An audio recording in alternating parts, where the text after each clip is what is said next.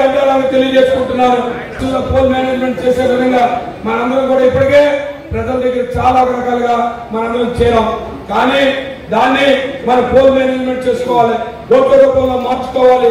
ఓట్ల ద్వారా మన దగ్గరుండి ఖచ్చితంగా, ఎందుకంటే ఇవాళ 3 పార్లమెంటు సభ్యులు ఎలాగైతే గెలిపించుకున్నామో ఈ రోజు కూడా అలా గెలవడానికి అందరూ కూడా సమయబద్ధంగా ఉండడానికి మనందరం సిద్ధంగా ఉన్న చెప్పడానికి ఈ జిల్లా ప్రజానాయకుడికి, ఈ జిల్లాలో ఉన్న వైఎస్ఆర్ పార్టీ శ్రేణులకి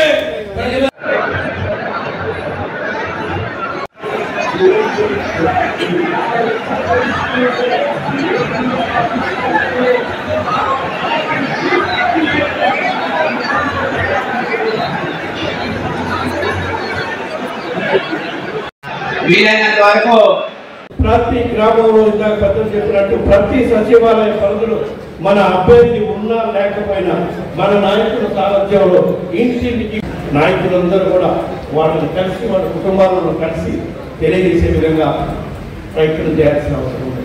ఎందుకంటే ఇందాక చెప్పారు ఏ విధంగా మీడియాను అడ్డం పెట్టుకొని తెలుగుదేశం పార్టీ, బీజేపీ, జనసేన ఈ 3 పార్టీలు దుష్ప్రచారం చేస్తున్నారు. ఏముంది, రాష్ట్రంలో అభివృద్ధి లేదు, రాష్ట్రంలో విధ్వంసం చేస్తున్నారు, నిరుద్యోగ యువకులకు ఉద్యోగాలు లేవు అనే ప్రచారం చేస్తున్నారు. అది యువకులు ముఖ్యంగా నమ్మే అవకాశం ఉంటుంది. కాబట్టి వాటిపై ప్రత్యేక దృష్టి పెట్టి మన ప్రభుత్వం గత 5 సంవత్సరాల నుంచి ఏ విధంగా అభివృద్ధి కార్యక్రమాలు చేసింది, గత ప్రభుత్వాల్లో కూడా ఇప్పుడు చెప్పే ప్రతిపక్ష పార్టీల వాళ్ళు ఆలోచన కూడా చేయలేదు రాష్ట్ర అభివృద్ధికి అటువంటి అభివృద్ధి కార్యక్రమాలు చేయాలని. అటువంటి కార్యక్రమాలు మా ప్రభుత్వం చేసిందని యువకులకి చెప్పే విధంగా మనందరం కూడా ప్రయత్నం చేయాలి. ఎటువంటి అభివృద్ధి కార్యక్రమాలు చేశాం.